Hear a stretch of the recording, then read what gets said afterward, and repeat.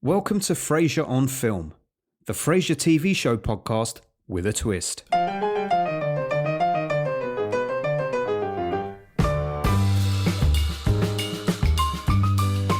Each episode of the podcast visits each episode of Frasier across its 11-series run. But our main focus isn't on the good doctor himself, no. It's going to be one of the guest appearances on the show that week. That could be one of the many A-listers who called into Frasier's KACL radio show, or just someone who made a fleeting appearance at Cafe Nervosa. We'll delve into that actor's backstory, look over their cinematic offerings, and deep dive into one movie specifically. By the end, we'll see if we can make a connection between their character in Frasier and their character in the film we've just talked about. So you'll be hearing about icons and wash-ups, legends and starlets, sherry drinkers and beer guzzlers, blockbusters and B-movies. It's going to be an education in it all. But what if you don't really watch Frasier? That's fine, you'll probably know the actors we're talking about. And if you don't really know the actors we're talking about, then that's fine too. You'll know the movies. So whether you're a fan of Frasier or you're a fan of film, this is the podcast for you. So, pull up your favourite bar stool at McGinty's and tell the wine club you'll be running late, because this is Frasier on Film, and I'm your host, Ben Murray, and you're listening. What if Frasier... And I got nothing funny to start the show with today. Sorry, Maddie Corman, I need to know more about you before I can do a hypothetical gag intro. Shame on me. Record scratch that moment, because let's do the deep dive. Ben. No half measures on this podcast. We're going to bring Maddie Corman onto the show. But the Ben you're about to hear now didn't know that at the time he recorded this intro. But he will soon. Maddie Corman coming on the show. Stay tuned. Normal service resume. But that's what Frasier on Film is all about. We got to find out more about these people, and that is why we are here today. Season 1, Episode 11 of Frasier on Film and of Frasier itself. Today's episode, Death Becomes Him, features the aforementioned Maddie Corman. And as I mentioned at the end of last week's episode, this is the first of the Frasier on Film guest stars to have actually made an appearance on screen in the episode. And so to celebrate that fact, we're going to bring Maddie Corman direct and live onto the podcast for today. Very, very exciting. And we'll be learning more about a lady I know precious little of, but the world must know her, because today's spotlight film, 7 Minutes in Heaven, has something of a cult following. It's apparently a teen drama comedy from the 80s. But before that, I just wanted to pause for a second and reflect on Frasier on Film as a podcast so far. Many of you may be aware that all the episodes to date were recorded prior to me actually releasing this podcast onto the world. In fact, I swore to myself that I wouldn't even promote the fact I had a podcast until I had pre-recorded 12 episodes completely in advance. But here we are. I'm recording this episode on the 6th of December, 2024, and I actually released my little trailer for this podcast at the weekend just gone. So there's no going back now. The world knows about it and my insane commitment to 264 episodes of this podcast. If you have been listening and you have been showing love, I will have reached out to you personally, I'm sure. But just know, given that I'm recording so far in advance, when you hear each episode, I won't necessarily have seen your comments on the last one, but we'll find a way to keep our juices flowing and our connections going. I really want to hear from you all. Just like Frasier, I'm listening, so hit me up in the comments, on the socials, on email, wherever. It's just me over here in this little recording booth, and it can get a little lonely talking to all my imaginary celebrity friends who join me each week. So, let me know that you're out there. Thank you for listening, and I hope you've been enjoying the show. Speaking of the show, back to it. I think it's very fair to say that Maddie Corman is a blind spot, not just for me, but for countless others. Now, I don't know, maybe she's only been in a couple of things. We'll find out today. But before we see what Maddie is all about, let's see what got Frasier all worked up this week. Look, Frasier, just because some doctor dies doesn't mean you're gonna die. Yeah, but he was just like me. Highly educated, sophisticated. He was at the top of his profession. I saw a picture of him in the medical journal. It even looked like me. Same determined chin, sweater vest, and ever so slightly receding hairline. But what do you know about this guy? You don't even know his medical history. Geez, actually, you're onto something there, Dad. Yeah.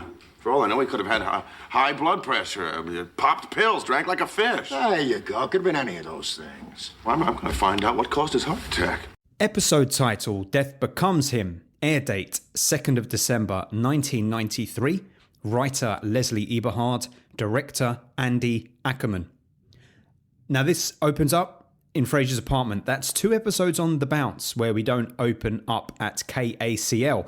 Here we focus on Daphne and Niles having a chat, where Daphne reveals that she likes her men more on the masculine side. Meanwhile, Niles is folding a napkin into the shape of a swan. Or was it actually a B-52? We hear that Martin has skipped yet another doctor's appointment, and Frasier, Niles and Daphne discuss what could be keeping him away. When Martin turns up, and they call his bluff, ripping off the fake plaster he has in the crook of his armpit, he says Dr. Jennings has a model of a colon on his desk. He keeps his tongue depressants in it. That's enough to put anyone off. So the family rally round and say, you've got to go to the doctors. We get a little bit of old school sexism here when Frasier suggests a female doctor. Martin doesn't want to go to a female doctor. Niles recommends a doctor called Gary Newman. Is that the musician Gary Newman he's spotlighting as a doctor on the side? Frasier says he's going to escort Martin there to the apartment. While they're at the doctor's lounge, Martin picks up the Cosmopolitan magazine, which is probably years out of date, and starts taking the Cosmo quiz. He reads out the questions. Are your nipples sensitive? Frasier says it's not supposed to be an oral exam. You haven't seen the second question. I didn't get that gag when I was younger, but now that I'm 38, I understand it. The doctor's running late. Martin's getting flustered, so Frasier has to go and check why he's running late. Meanwhile, there's an older lady in the waiting room who starts regaling Martin with all of her various ailments. And when she asks what's wrong with him, Martin replies, I have sensitive nipples. Frasier returns to Martin and he looks crestfallen. And Martin is angry to hear that the doctor won't be coming in that day. But Frasier has to calm him down and tell him he had a heart attack that morning. He died. Kelsey Grammer's acting here is very good. Very subtle. It's all on his face. You can see immediately it's like a bombshell has gone off for him. And this is going to resonate for him throughout the rest of the episode. Frasier, true to form, becomes obsessed with the fact that this man, who was seemingly very healthy, same age as him, dropped dead for no explicable reason. Of course, he tells Roz about it, and Roz ends up equating his story to her own sex life. Frasier then gathers all the family at his apartment and says he doesn't want to be caught out like Gary Newman was. Gary Newman, the doctor. He wants to get all his affairs in order. So he starts handing out copies of his will to Niles, to Martin, to Daphne. He lets them know bank details, his social security details, and he also gives them little plastic labels so they can put their name on things around the apartment which they can inherit upon his death. Dad, Niles, I'd like you to put your names on these stickers and place them on any of the objects that you would like bequeathed to you.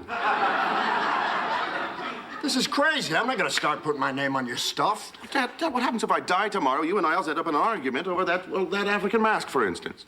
It'll never happen. Niles, you can have it. I don't want it. What I kind of like here is that Daphne is involved in this little round table. It reinforces her as a family member. I know we've had a couple of moments in past episodes, but here at episode 11, the fact that she's part of this inner sanctum while discussing his death is very, very beautiful in a way, despite the morbid topic. Daphne's actually being involved because Frasier says he's done some research. Most accidental deaths occur in the home. And Daphne's delighted to hear that that's where she gets involved. We have a few more scenes. Frasier listening to his heartbeat in the middle of the night while Eddie stares at him. Martin wakes up, and the two of them are in dressing gowns having a midnight conversation. This is a running theme throughout Frasier, and it's usually the moment where Martin dispenses some wisdom to Frasier. When Frasier's racked with guilt or he's so consumed by something that he can't sleep, Martin usually shuffles in. Right here, he tells him about his own struggles as a cop, when he heard about people dying, when he saw people dying. He could have let it consume him, but he didn't. He would just go right through every door, every room. He couldn't live in fear. Martin also says, you don't know anything about this guy's health history. And Frasier says, you're right. And true to form, Frasier turns up to Dr. Gary Newman's Shiva, the Jewish version of Awake. We get countless gags here. "You're not Jewish, are you?" gags. Almost every person Frasier interacts with at the Shiver says, "You're not Jewish, are you?" He interacts with lots of the guests there. There's some cases of mistaken identity, and he has to pretend that he knew Gary, and they have black cloths draped over things, and Frasier's looking under them. And one of the guests says, at a Jewish funeral, we cover the mirrors up so that we're not consumed with our own reflections. And then he meets our guest actor of the episode, Maddie Corman, playing Gary's relative, Gail. She comes in sobbing, holding a cake. Gail. Aunt Bobby. I know. Gail, I'd like you to meet a friend of Gary's, Dr. Frasier Crane. Dr. Crane? From the radio? Yes, I'm sorry for your loss. I love your show. I'm sorry about this. It's just, when I went to pick up this Linzer tort, I thought of Gary and... So Gary had a fondness for fattening desserts, did he? Oh, you didn't know Gary very well, did you? If you knew I brought this here, he'd kill me. Oh, yeah, Gary was a total health fanatic, a strict vegetarian. I used to play basketball with him every Sunday. So he was sedentary all week, and then he was burning up the court on Sundays. Well, I mean, that can be very straining on the heart. No, he played at least 4 times a week. That is, when he wasn't at the gym working out. Gary was in phenomenal shape. He didn't smoke, never touched caffeine. Do you know he had less than 10% body fat on him? My goodness, has anybody checked to see if he's really dead?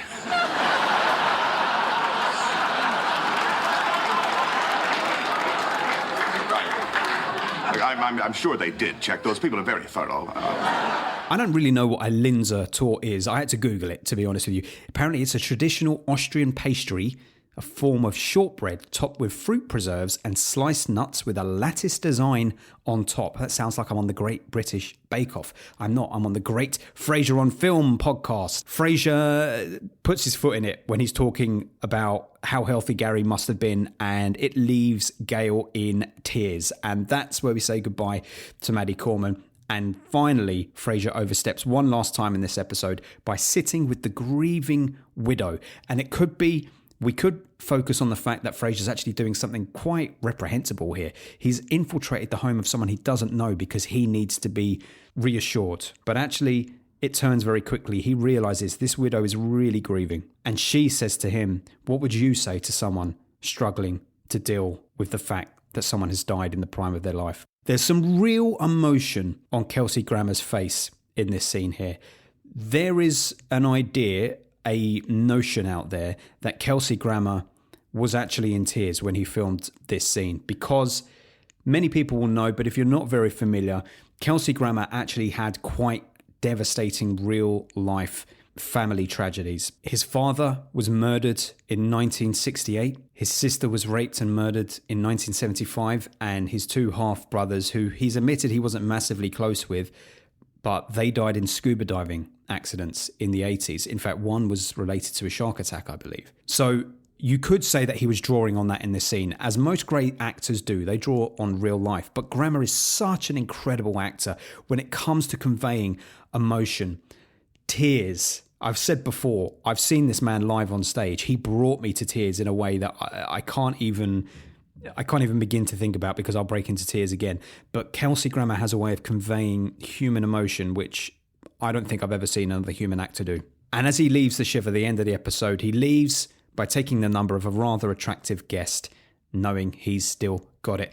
It's a good episode. It's a very good episode, actually. It's really dealing with the concept of mortality. And I have to say, when I was watching this 20 years ago, I was just there for the gags, really, I suppose. I knew there was something serious there, but maybe it didn't quite resonate the way it does now as I push 40. As I get close to Gary Newman's age, as I get close to Frasier's age, I think about it a little bit more. Not to Frasier's extent. I think we all do, and that's kind of healthy. But a very good episode.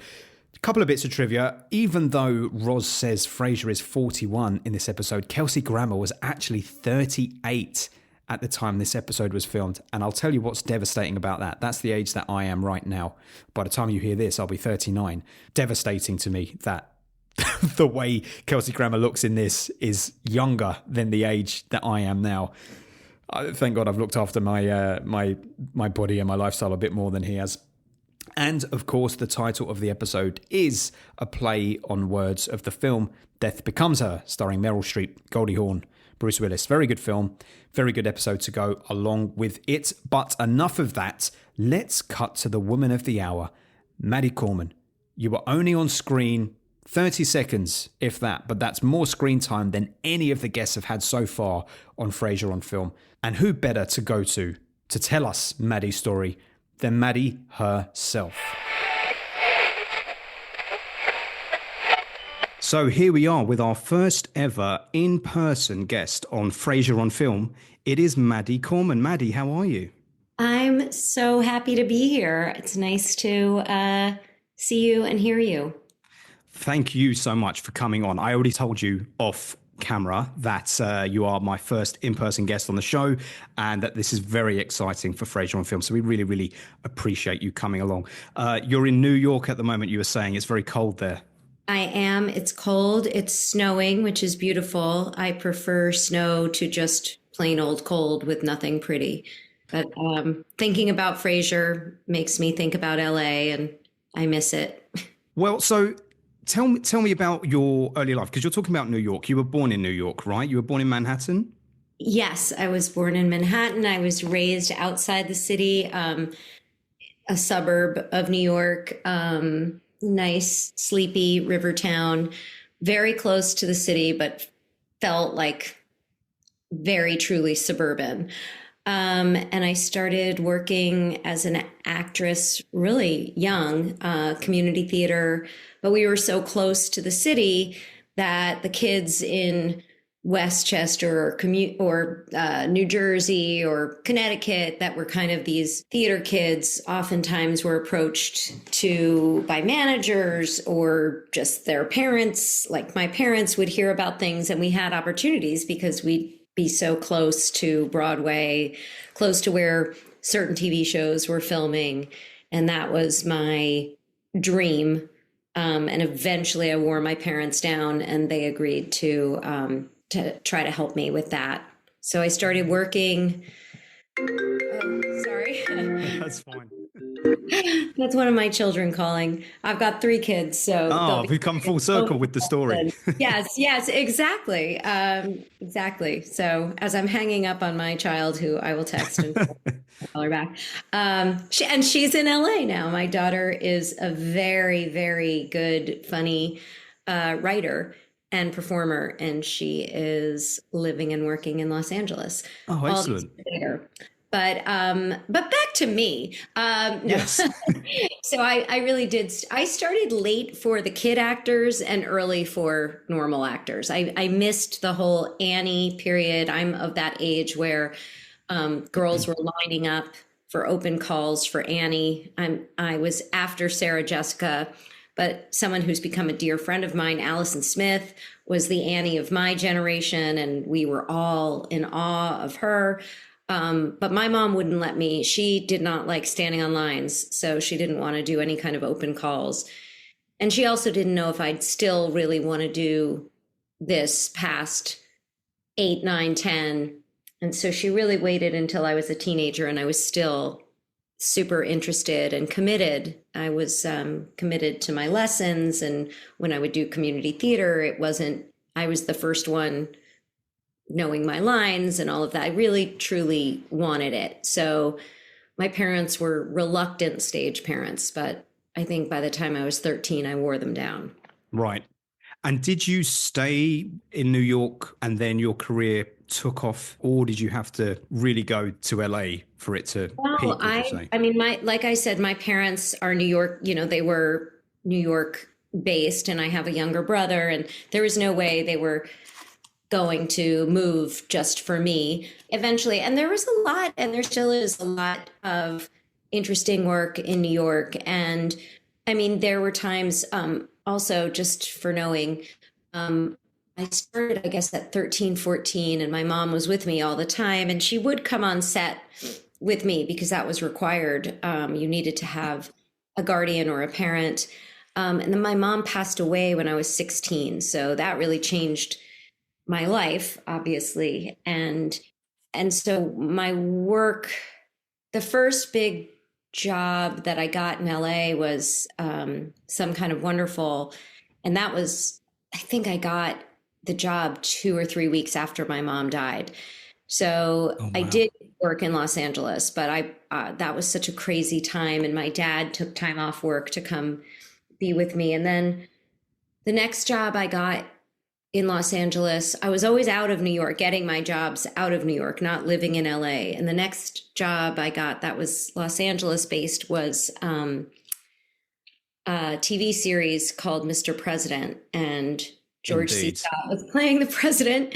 It was the early days of Fox TV. And I was a senior in high school and I didn't have a mom and my dad was still working and I have a little brother. And so they really couldn't come out with me. So we hired a very close family friend who had just turned 21 to come out and be my guardian and live with me. And because I couldn't work by myself, I was 17.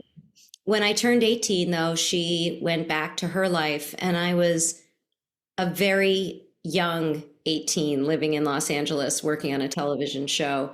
Wow. That was scary. And then I moved back to New York to go to college. And then I went back to LA after college. That. Yeah. First of all, I've got to say 18 in LA, a regular on a TV sitcom, that must have felt like a lot of pressure at the same time as being super exciting. My life at that time, looking back, was very exciting, but I really was very much a kid, hardworking actor. And I just went to work, did my work and went home. Home was, oddly enough, Melissa Gilbert was in New York and I sublet her house. Right. And her house was indeed a little house, which was my favorite show, was Little House on the Prairie. And her house was a little house behind her mom's house. And her mom was my agent at the time. So it was a crazy, crazy time for this kid from Westchester who idolized Melissa Gilbert and was now oddly living in her house, being on a television show. But I didn't have a very wild time. I wasn't a very wild girl in those days. I was just wanted to do my work. And also socially, I was young and people my age were in college and the people on the show were either another kid much younger than I playing my little brother or a lot older. And I didn't really feel that comfortable hanging out with 30-year-olds at the time. So it was a lot less sexy and exciting than it sounded. I can imagine, though, that would have made you quite resilient because you'd have had to have been in a situation where if you're not surrounded by people who are in the same shoes as you have to learn to sort of fend for yourself. Absolutely. And I did and I didn't. When I deferred college, I started that job during my senior year of college. I got in.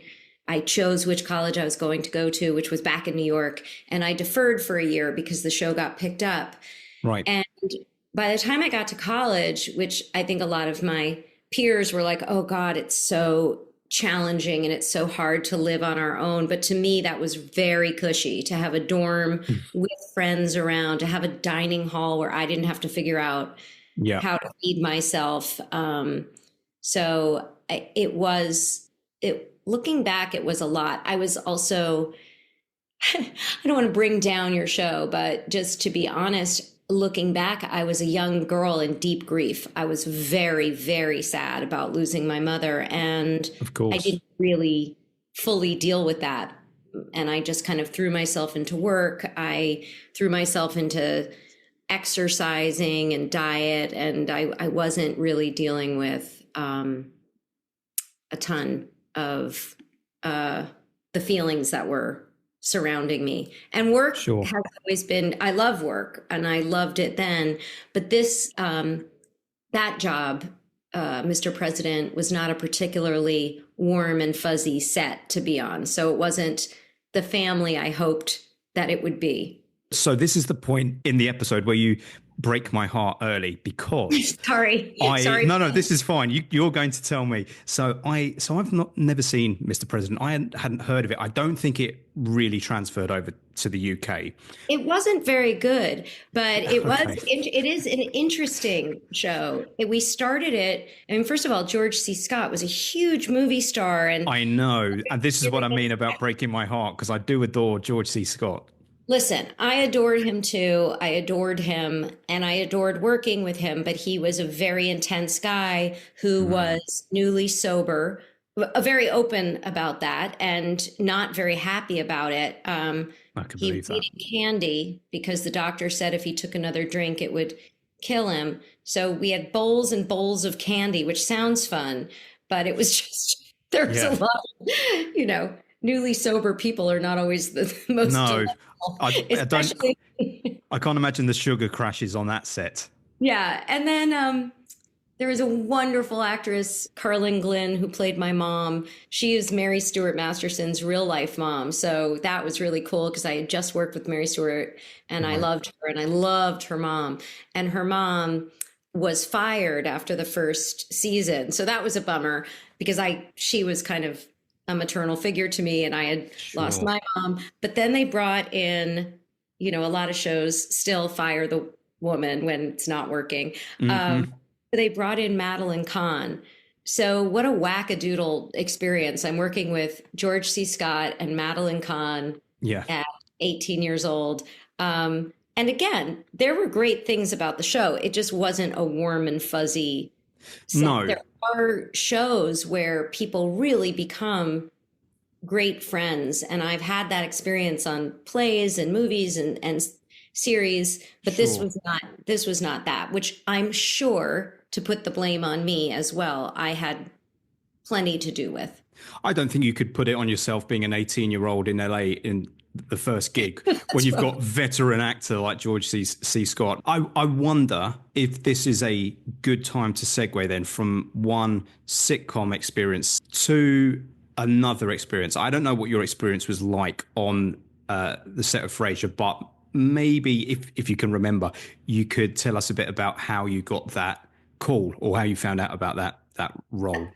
About Frasier. Yeah, I was, I grew up watching Cheers. So I was well aware of the brilliance of that writing team. And I was a real New York theater lover, still am.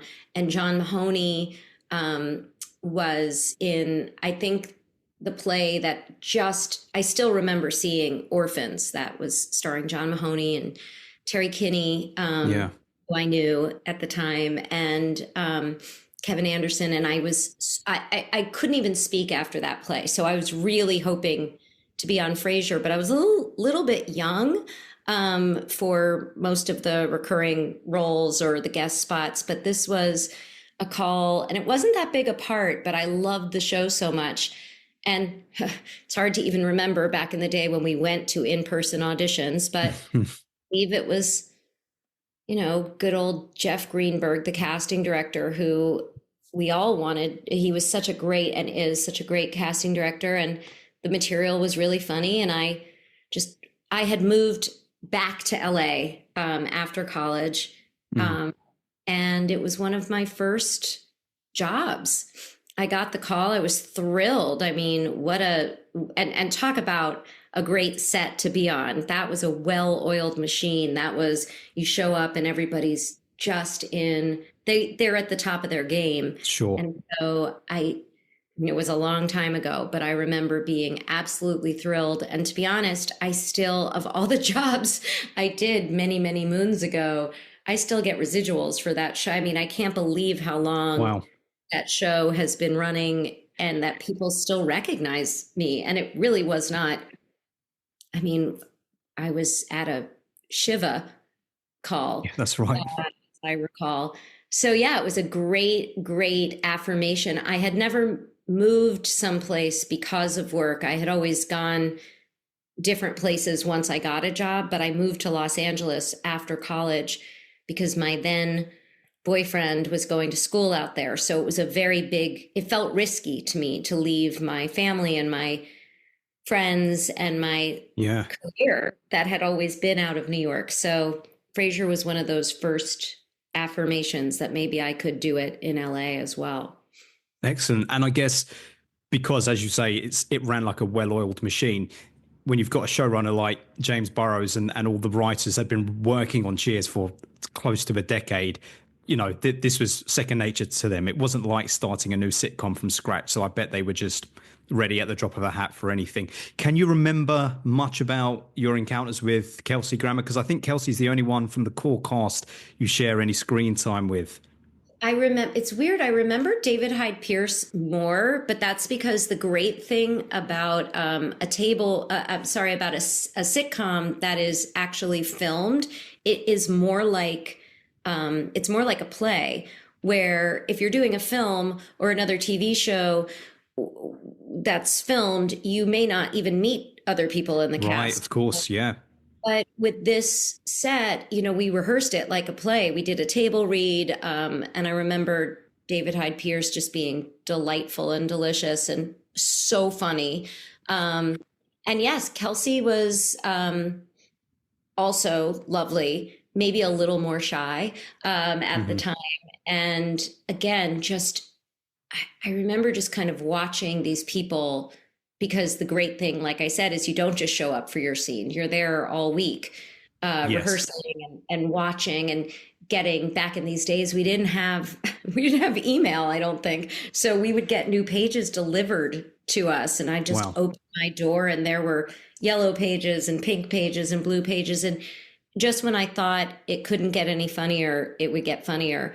And in this case, it was really, even as a young actress, I knew to watch the other actors rehearsing in the scenes I wasn't in, because they really were. It was like, again, as a theater lover, it felt like fine English farce. It was so well directed and precise. And there was a lot of work. There was a lot of fun. Everyone was laughing a lot, but they really took it very seriously. And it was directed. It wasn't casual. It was very, very well directed. We had very specific blocking, and the writing, nobody was ad-libbing on that set, except maybe Kelsey, but everybody else you stuck to that script because it was so good. Yeah. You don't have to tell me the writing on that show is second to none. I think with Kelsey, as is well documented, and he's written books on it, he was in the midst of his alcoholism at that time and cocaine addiction, which was going to take him a couple of years to get through. But by and large, a lot of the core cast say, you know, he would turn up on set, and when the cameras were rolling, he would hit every mark. I don't know why not? I probably would talk about it. I'm old enough now, but he was nothing but lovely and professional. And I am notorious for not knowing when people are on drugs. So I wouldn't have noticed, but no, he was never late or anything like that. And so funny and sharp. It is kind of amazing what certain people can do. I mean, George C. Scott was sober when I worked with him, but he would tell war stories about, even during Patton, he barely remembers filming those scenes, and he was absolutely brilliant. So I'm absolutely not good enough. I'm not good enough to show up even with a glass of wine and still trust myself. But there are some geniuses can really pull that off. And I do think John Mahoney and David Hyde Pierce are both Mahoney's from the Chicago theater and then the New York theater. And there is something about when you work on plays or musicals, there's less of a, what level are you? Everybody's in it together. There's a lot of work around a table. And if the assistant to the director has an idea that's the best idea will win in my experience, in good theater. And I have found that people who start in theater or love theater tend to be very friendly to guest stars as well, because it is a weird thing to come into somebody else's house, to somebody else's place. And it's very intimidating. And so I do remember being, and nobody was rude, but I remember those two especially. I could barely look at John Mahoney. I was such a big fan, which I think he appreciated, because at that time, I don't know that many people had seen Orphans off Broadway, but that was. But the funny thing is, again, while looking into all of the guest actors on Frasier, it's surprising how many times John Mahoney pops up in their careers before Frasier. Well, he was one of those real working character actors, you know, who then just found this great. I mean, I can't tell you how brilliant he was in this play. He was just heartbreaking. I can believe it. I can believe it. That's something about Frasier. It really does have the heart. One last thing on Frasier, Maddie, which perhaps you may be more familiar with anyway. You may be familiar with this plot, but the through line of the episode is Frasier takes his dad to the doctor, and the doctor passes away while they're waiting for him. He finds out that the doctor has died. And Frasier becomes consumed with the idea at 40 that a man his age, same lifestyle, has passed away, and he's looking for answers. And there's a lot of humor in it. But in your scene, that final scene, the shiver scene, when he turns up, it's both outrageous that he's imposed himself on the shiver where all his grieving relatives are, but it ends, as so many great Frasier episodes do, with so much heart, because the humor takes a sideline for about 2 minutes while Frasier is talking to the widow, and just the nonsense of trying to make sense out of grief, because it's an impossibility. And it feels like, because of what you were saying about what you are going through with your mum and not processing the grief thoroughly, that this is a universal experience. It feels so personal, but it's such a universal experience. And it's the power of shows like this, being a part of them or watching them, that they're able to connect with this almost unspoken feeling we have. Yeah, I mean, I do remember I had played a bride a number of times, a prostitute a couple of times, but I don't know that I had ever actually been at a shiva or a funeral on TV and just kind of having to take a pause and go, okay, but this is a sitcom.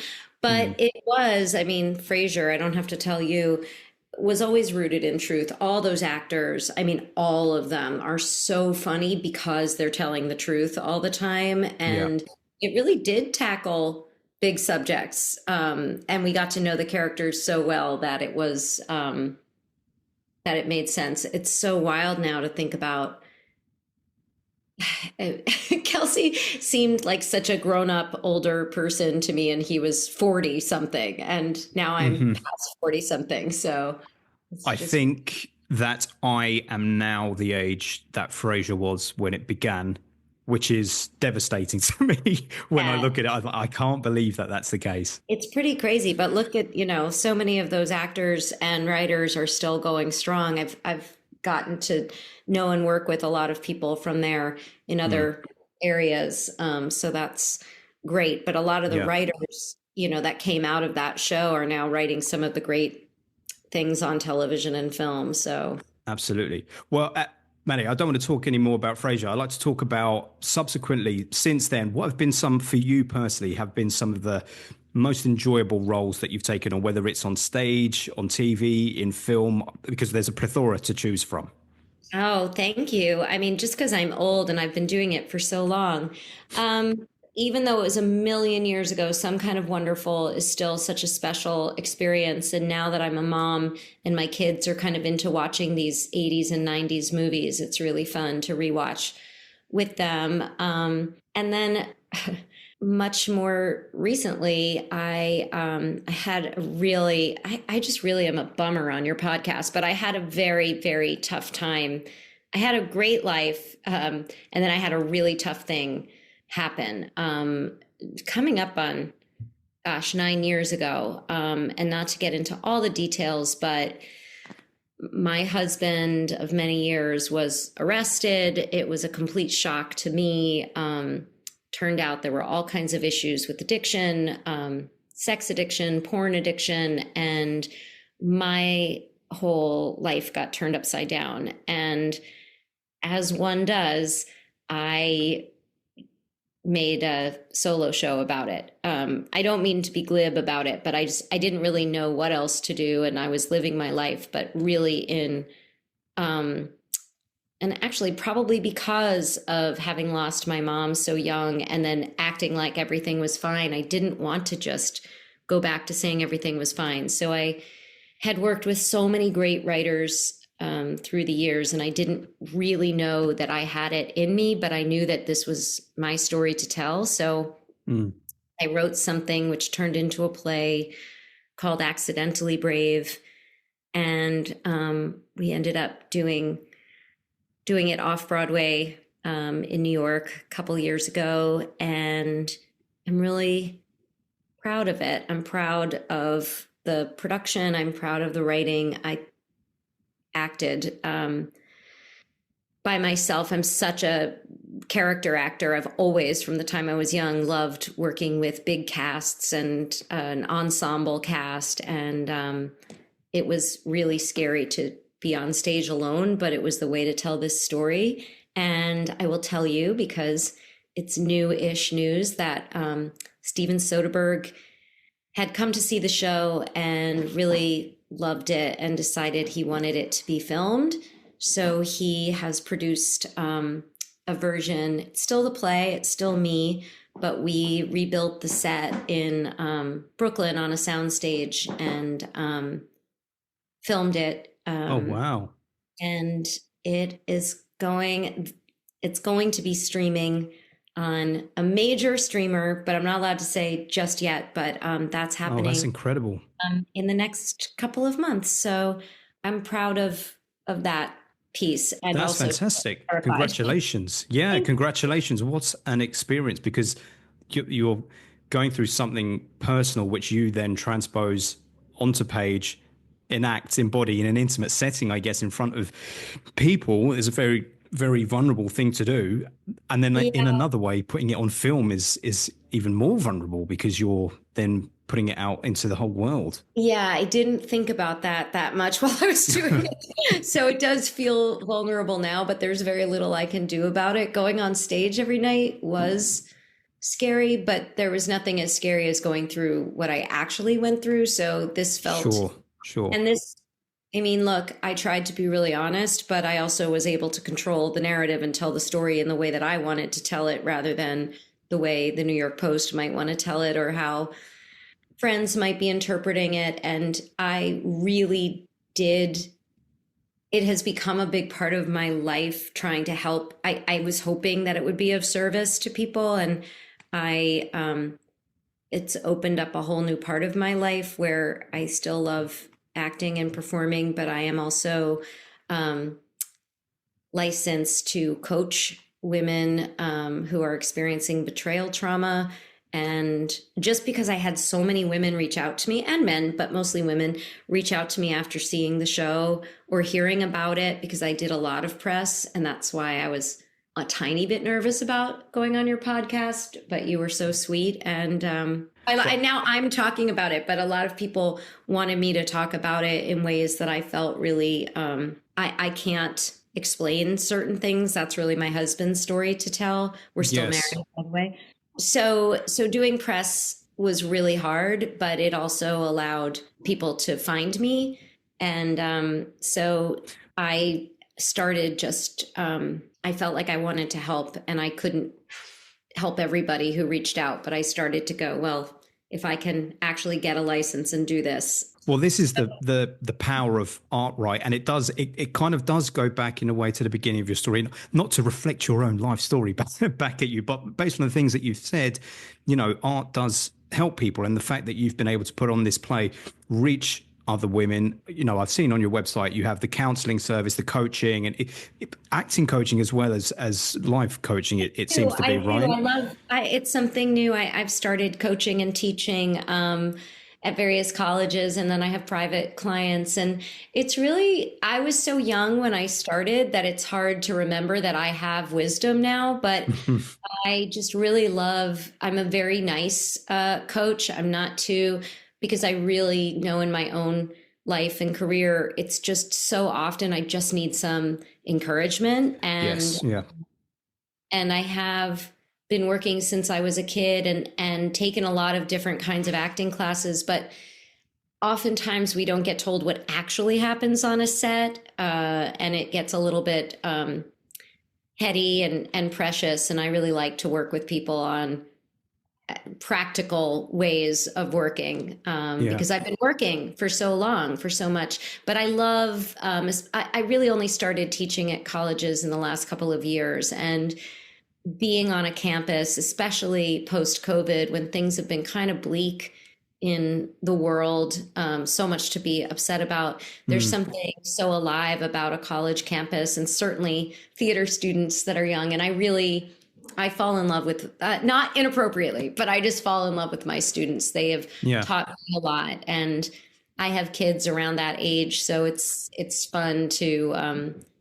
it's treacherous in some ways because it's a new world, and suggesting material and being aware of people's triggers and things like that. Nobody was doing that back in my early days of working, and I'm glad things have changed. But well, it sounds like you were the person that you could have done with at 18 when you went to LA, almost. Yeah, I mean, I got really lucky in a lot of ways. I could have fallen in with some. I've had some lovely mentors and good people along the way, but yeah, I have a lot of compassion for young performers, and those of us that are older too now. It's when you love something so much, it's easy to be taken advantage of, and it's easy to forget that even people who've been doing it forever get their heart broken by not getting jobs, or getting a job and then getting cut out of the movie or the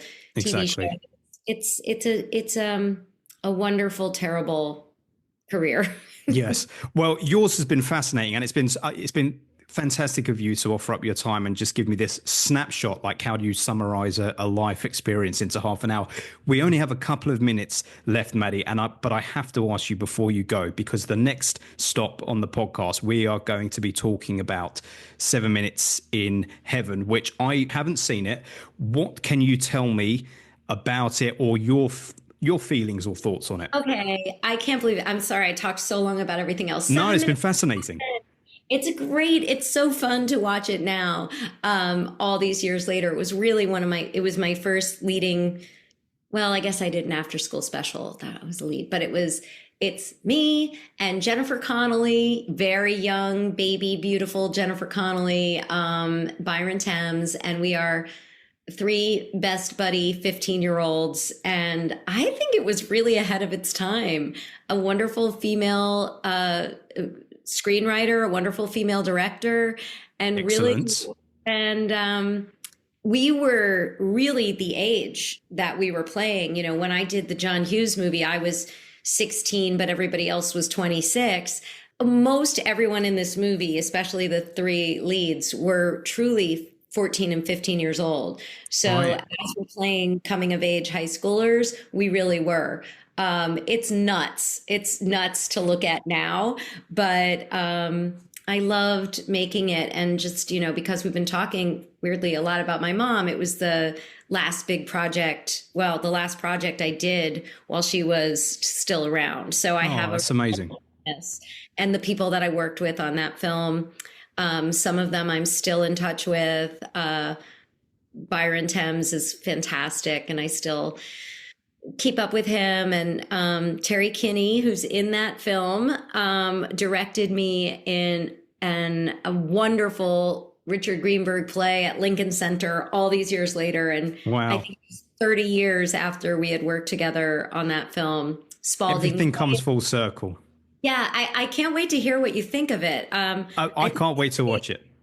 I think it was kind of ahead of its time, just because we were so truly that age. Actress Kelly Wolfe, who's in that movie, then we're still in touch, just in but we've come in and out of each other's lives in many, many ways. Obviously, Jennifer Connelly did extremely well, and I haven't seen her in a minute, but I have wonderful memories with her as well. And my friend Lauren Holly, who was in the movie, and then we did Ford Fairlane together. So it was a big, wonderful experience. And sometimes when I am feeling down, it's kind of like what I was saying about Frasier, where I was like, oh, I just went in and auditioned for that movie. I didn't know.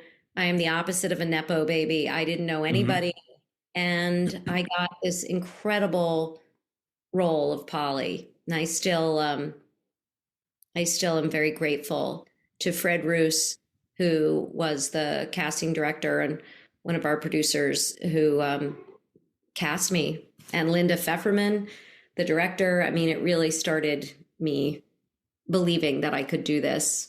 You have certainly whet my appetite for the film. I'm really, really looking forward to it. This will be the next stop. So as soon as we finish talking, I will be moving on to the film. So I'm really looking forward to it. But before I do that, Maddie, I have to say thank you so much for coming on.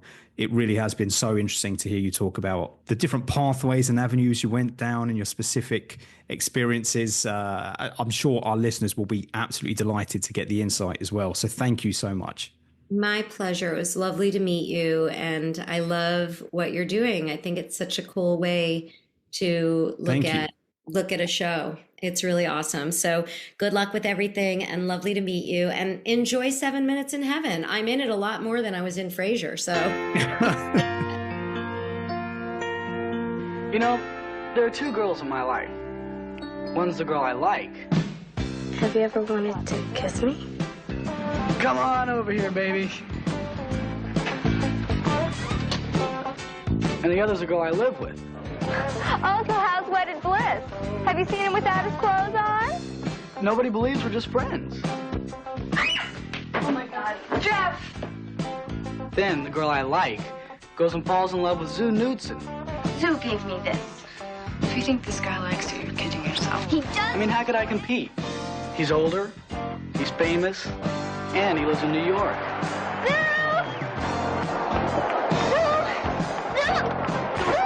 Come on. 7 Minutes in Heaven. You go through a lot with your best friends.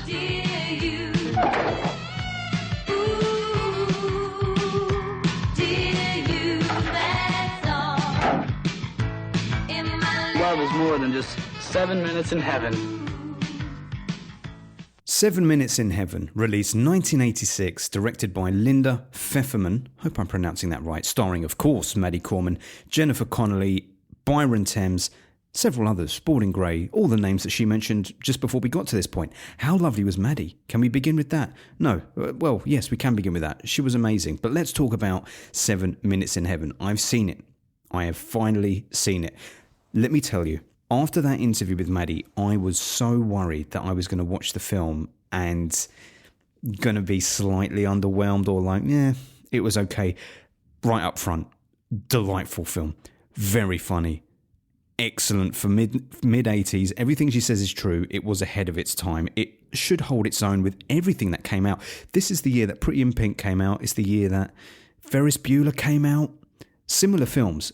It should absolutely be standing on the level with those. I don't understand how this has been so overlooked. But anyway, we'll talk about that in a little bit more detail in a second. I just wanted to give you a bit of context. Obviously, Maddie explained where she was coming from when she entered that Opposite of a Nepo Baby. We love Opposite of a Nepo Baby. Straight into the audition.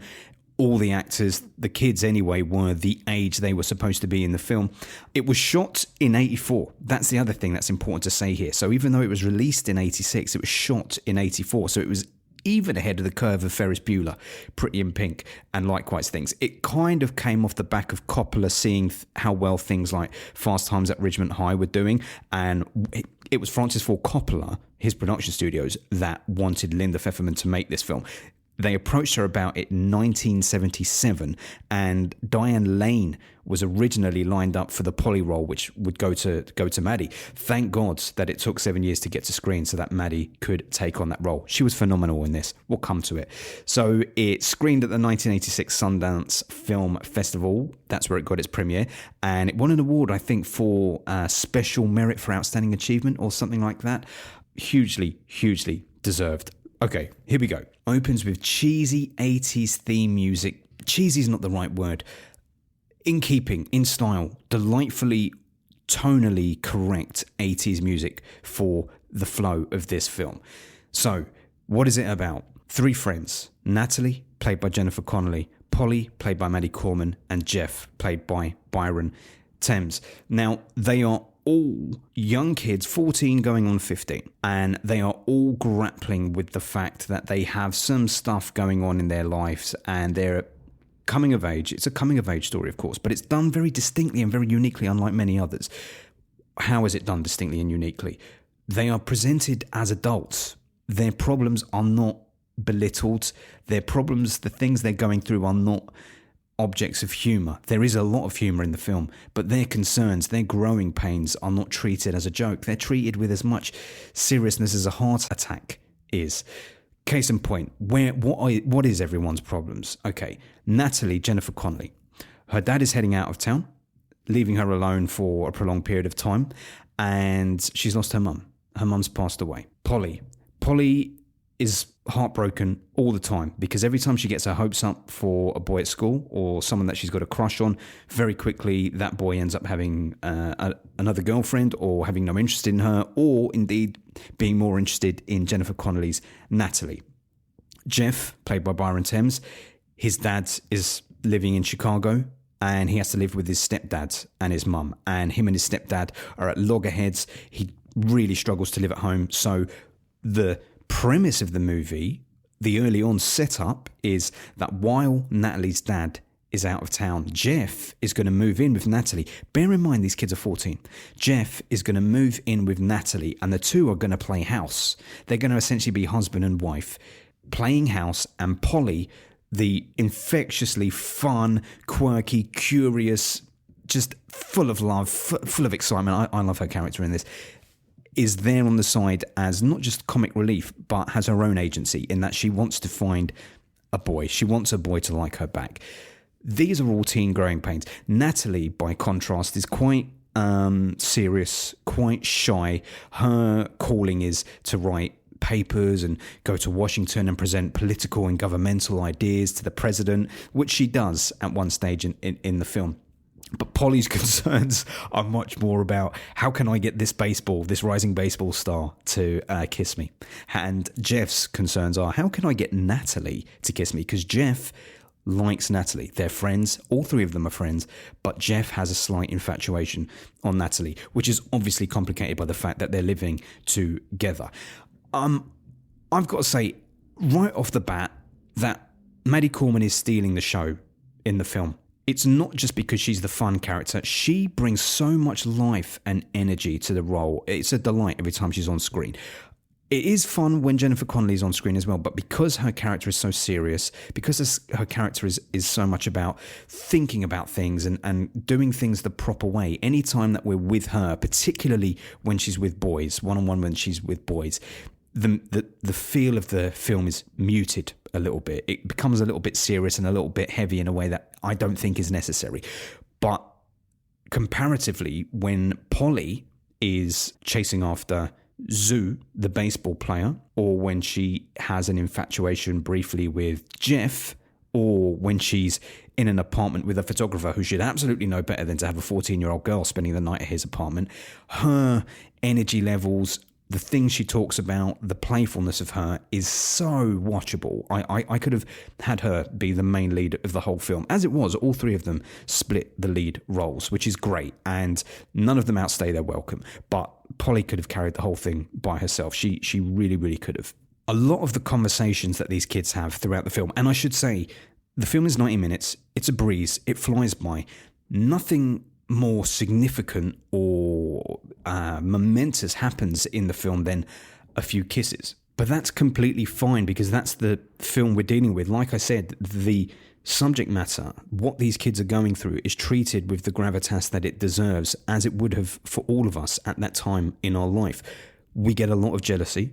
We get Polly being jealous of Natalie and Jeff's relationship. We get Polly being jealous of Natalie's potential virginity loss, which we're sort of in the dark about whether or not that's even happened. We get a slight jealousy from Jeff because Natalie is interested in this other guy. We get Polly's jealousy is not the word, but Polly's sort of like infatuation for Zoo, the baseball player, who she spends a very brief night with and then becomes completely obsessed with.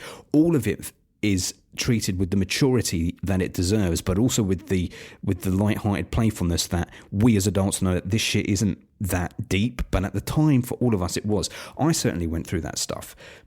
Talking about the 14, 15-year-old transitional period, when I was that age, I remember relationships with people affecting my friendships. Relationship with girls would affect my friendships. Relationship my friends would have with girls would affect the way that they were. It's just it feels like the natural way of life. at that age particularly, that you struggle to find the balance between having friends, having partners, and working out exactly where everyone fits in to the jigsaw. You think you've got to be all in on me, or you're all in on someone else. There's no in between, and that's analysed and treated with a lot of humour, a lot of warmth, a lot of insight in this.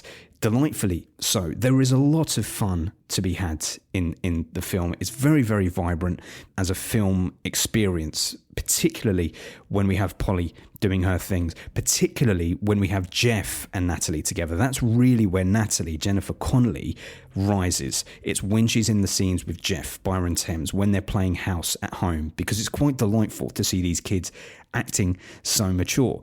A good example of the layering in this film, for what I deem to work versus what doesn't work, is when we do have Natalie alone with one of her crushes, they're at her house, we have a couple of minutes of quite serious conversation, which is not particularly interesting.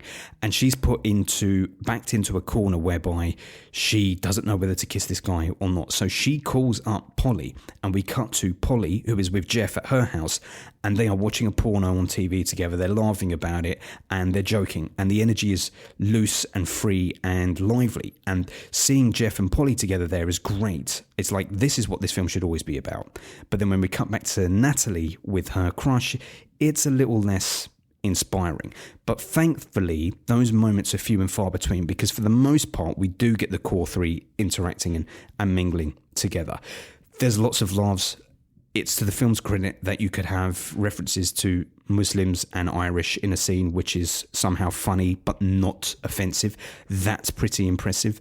Natalie does get more interesting as the film goes on, because she comes into her own a bit more, particularly as we see how Jeff deals with the fact that Natalie is moving on, or not even moving on. It does want to be with someone else other than him. We get a lot of narration from Polly throughout the film, which is great. She's the only character who we get narration from. So we hear inside her head. A lot of what we hear is fantasy, but it's also really, really well done, really well put across, to the point where you can understand where she's coming from, even with her obsessive infatuations. It doesn't pull any punches. Considering that the cast is 14, we are dealing with topics like virginity, we are dealing with condoms, we are dealing with birth control. It's treated with seriousness, but it's also treated with a certain amount of levity. There's a scene where someone asks Jennifer Connelly's character what kind of birth control she's on. A girl asks her what kind of birth control she's on. As far as Jennifer Connelly's concerned, she hasn't even had sex, so why is this girl asking her that? But the other girl doesn't understand that. So when she says, "I don't use anything," she's like, oral sex, that's what I told him, thank you so much. And she goes running off with her boyfriend. And some very unique scenes which were very unexpected. Like, there is a moment where Natalie has gone to Washington. She meets the vice president. She's talking to a senator in the Oval Office, and the senator says, "You and I are going to be at loggerheads." And suddenly she grabs him and says, loggerheads, what the hell kind of word is loggerheads, huh? And she's slapping him about the face. And then the camera just pulls back and you realise that was a fantasy sequence. Completely out of nowhere. Nothing in the film is like that. But it's little moments like this peppered throughout which just make this such a great, great time. The other thing that's really interesting about it is that very rarely are we not with the kids. There is one or two moments in the film where we focus on adults talking about stuff, and pretty much the first time that happens, it comes about 20 minutes from the end with Polly's parents, and we get a great laugh out of it regarding a girdle. Polly's mum putting on a girdle for something. It is funny. It's not a slapstick gag, it's a contextual gag. It's very good. There is a lot of heart to it, and I don't want to spoil the end in case anyone gets to it, but by the end I'm filled with a great sense of optimism and hope, and thinking, that really made me feel warm inside, and it made me feel positive about the future, or certainly positive for these kids' future. Polly, plenty of guys like you. You know, I think it's just that you decide to get yourself all involved with some impossibility like Zoo Nixon. Would you just leave Zoo out of this? There's nothing the matter between me and Zoo. Everything is fine. What is it then? What did I do wrong? Nothing. You didn't do anything wrong. You're just perfect. You've got your perfect little career and your perfect little boyfriend.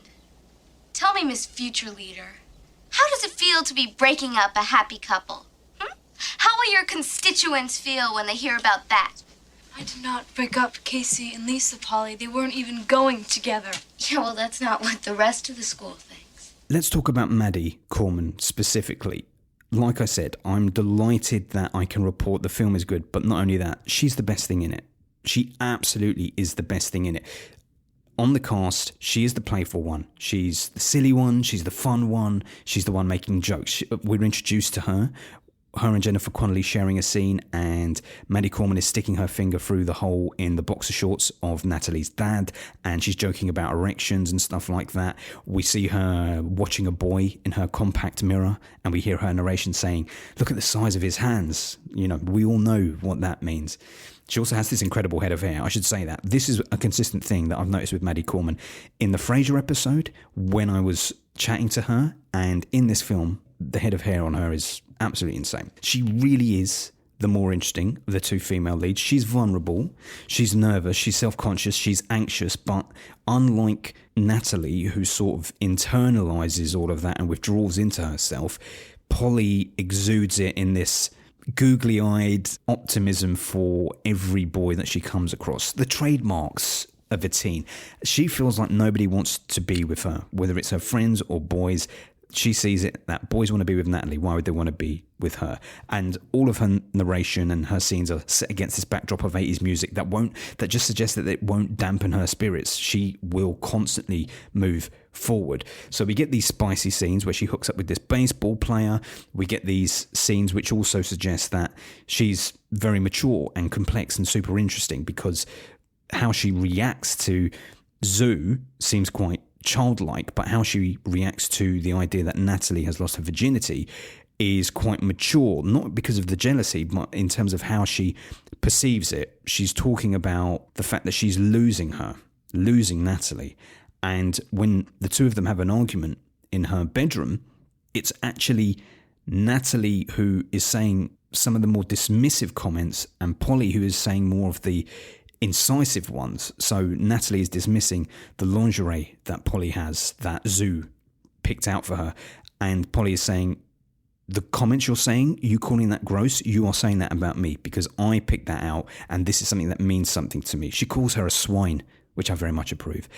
And yes, we get some cool scenes like when she turns up to the baseball game, which is a bit comedic relief. And we also get some uniquely uncomfortable but also intriguing scenes, like when she's talking to the photographer who she suddenly has a crush on. Like I say, Polly has a crush on everyone. This photographer, I'm guessing, is mid-20s. He sort of saved her from the fact that the police were going to arrest her and take her away at this ball game. And she asks him what it's like to have an orgasm, which feels like it's an uncomfortable moment. This girl's 14 going on 15, but it's also the natural question that kids have at those ages. And the photographer's response after she pushes him on it is quite interesting. He says it's exquisite relief from torture. It feels so good that it's better to almost have it than to have it. It's a strange interaction between the two, but it's quite a unique revelation and it's quite a unique way to word that. And Polly is at the heart of that conversation. So by the end of the film, I've had the most fun with Polly, with Maddie Corman. I've had the most fun with this film. I think it's so unfairly overlooked. I understand it went straight to cable. I don't really understand why. Maybe it's because the star game wasn't super high with this one. Jennifer Connelly obviously being the biggest name in it. Her star hadn't risen yet. In fact, funnily enough, her star was going to rise after this, because when the film finished, Jim Henson auditioned both Jennifer Connelly and Maddie Corman for the lead role in Labyrinth. It obviously went to Connelly, but my God, can you imagine if Maddie Corman had got the lead role in Labyrinth? The trajectory her career could have taken from there, that could have been the absolute making of her. She could have gone on a completely different path, but it wasn't meant to be, and I'm delighted that we got to see Maddie in this because she stole the show, and I'm so happy that I picked this film. The other film that Maddie was talking about, the John Hughes one, is the other one that I was considering covering for the podcast, but I'm delighted that I covered Linda Pfefferman's.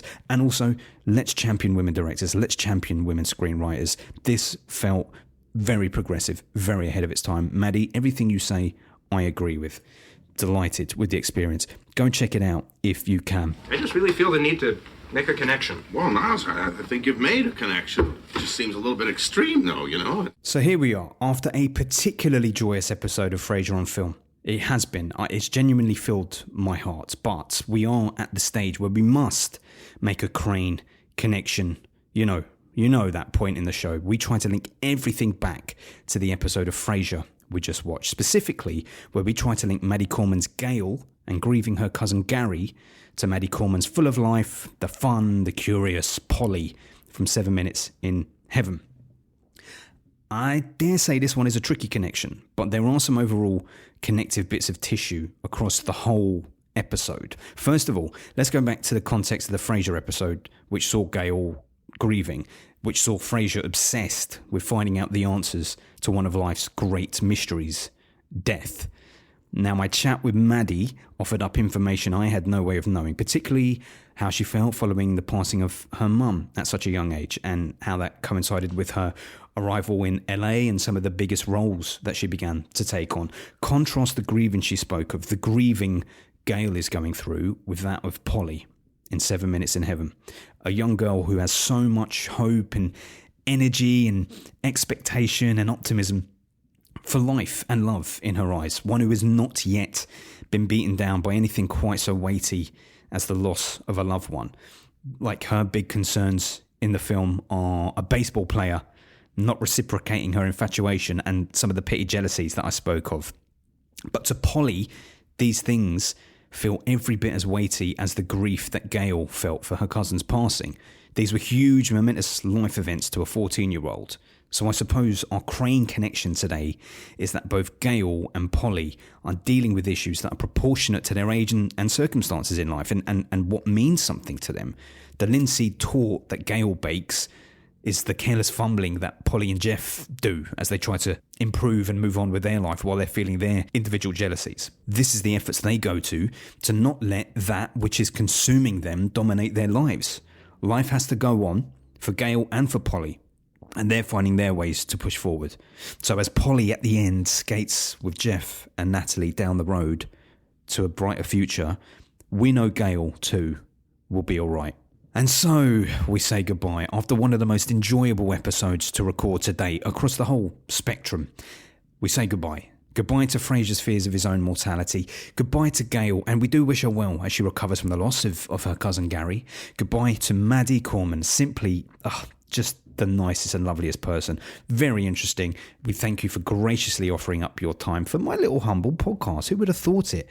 And goodbye to Polly, who absolutely has the rest of her life and the whole world ahead of her. I think she is going to be okay. And as always, thank you to all you dear listeners for the likes, the shares, the subscriptions, all of that stuff. You can stay up to date with all of my upcoming episodes by subscribing to the podcast wherever you want to. Just search for Frasier on Film. I'll pop up. Subscribe. You can connect with me online. Look for me on all the socials. I'm there, Frasier on Film. There's one that I'm not on. You know what one, the bad one. And you can also get in touch with me via email using frasieronfilm@gmail.com. And if you want to, leave me a review wherever you want to. And that would be mighty fine. I'll send you some money for doing so. I won't tell you how much, but you leave the review and I'll tell you how much I'll send you. Next week's episode of Frasier is going to send us all hurtling back many, many months to Christmas time, as we take on our first ever festive episode of the show. We're going to do Miracle on 3rd or 4th Street, and we're bringing a comedy behemoth along for the ride, because our guest actor for that episode will be leader of the frat pack, Ben Stiller, and we'll be exploring one of his lesser-known offerings, 1998's Permanent Midnight. Maddie Corman has left the building.